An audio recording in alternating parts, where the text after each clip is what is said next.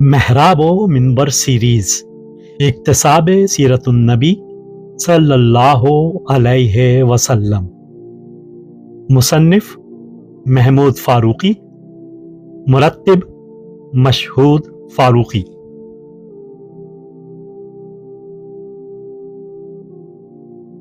छठा हिस्सा ईज़ा व इब्तिला बाद अज कबूल दावत इस्लाम।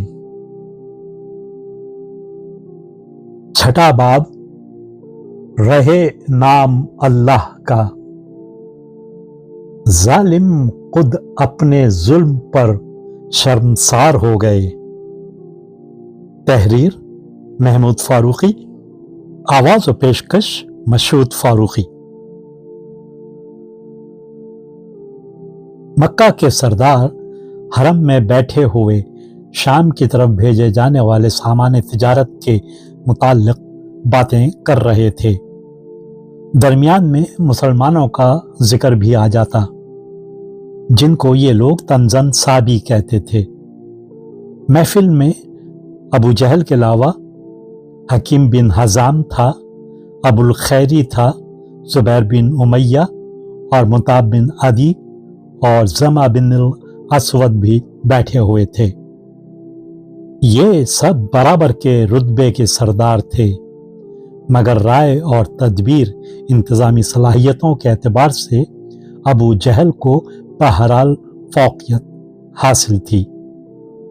अबू जहल का असल नाम अबुल हकम था और ये लोग इसे इसम बा मुसम्मा समझते थे और उसका लिहाज भी करते थे।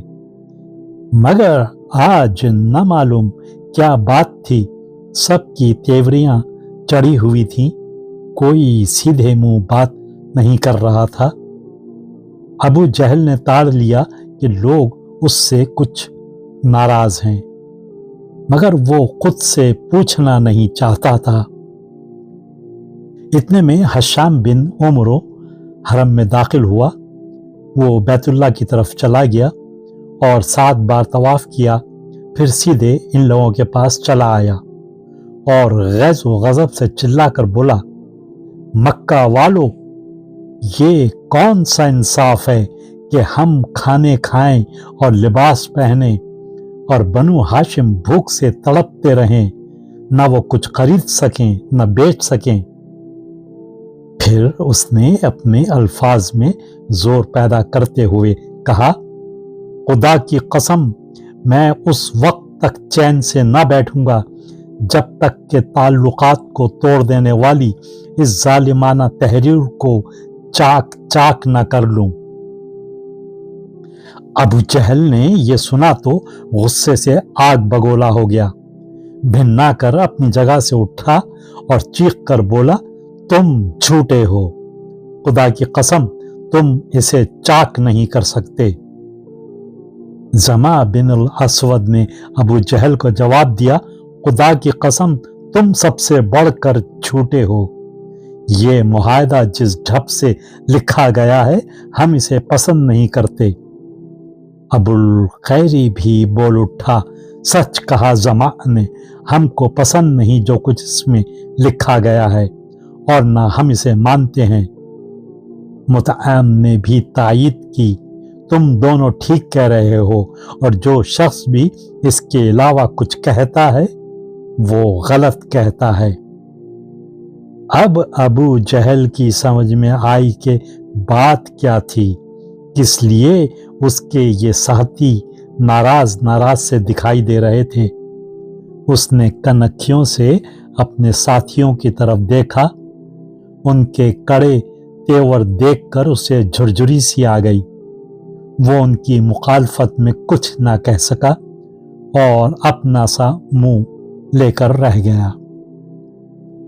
कुरैश के सरदारों में ये झगड़ा बनु हाशिम से इनक़ता यानी बाइकाट के मुआहदे से मुताल्लिक हुआ था।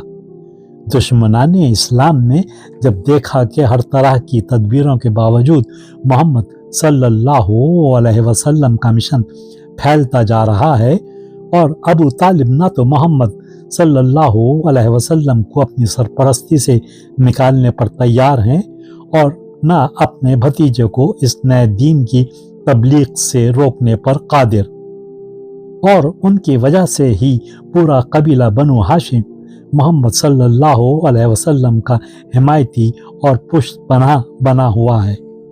محرم 7 نبوی میں مکہ کے تمام قبائل کے سرداروں نے مل کر ایک معاہدہ کیا کہ ہم تمام سرداران قبائل قریش طے کرتے ہیں کہ خاندان بنو ہاشم سے بائیکاٹ کیا جائے، کوئی شخص ان سے قرابت رکھے، نہ شادی بیاہ کا تعلق، نہ لین دین کرے اور نہ ان سے ملے جلے، نہ کھانے پینے کا کوئی سامان ان تک پہنچنے دے الا آ کے بنو ہاشم محمد کو ہمارے سپرد کر دیں اور ان کو قتل کرنے کا ہمیں حق دے دیں۔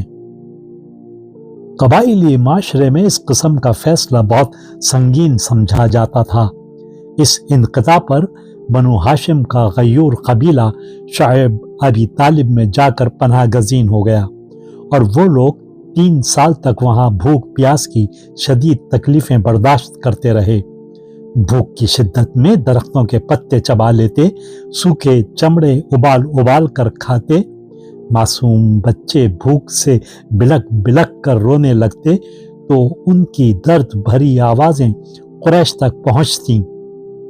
بعض ان میں سے خوشیاں مناتے، بعض نادم و شرمسار ہوتے۔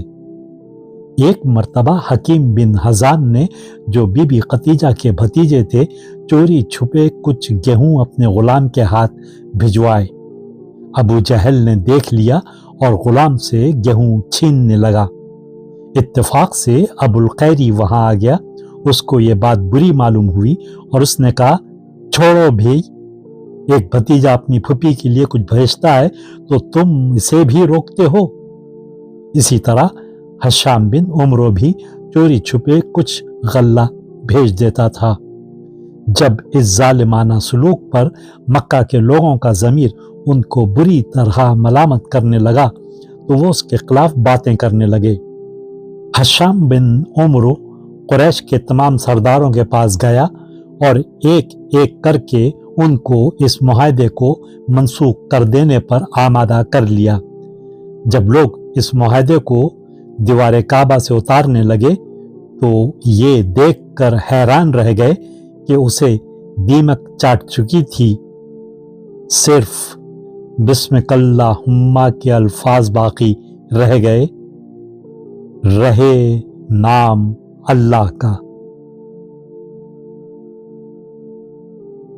ویڈیو دیکھنے کے بعد چینل کو سبسکرائب کرنا نہ بھولیں اور تازہ ترین اپڈیٹس کے لیے گھنٹی کے بٹن کو ضرور دبائیں تاکہ ہمارے منفرد اور پر اثر پیغامات آپ تک پہنچتے رہیں، اور اگر لائک کریں تو اپنے دوستوں کے ساتھ شیئر کریں۔ شکریہ۔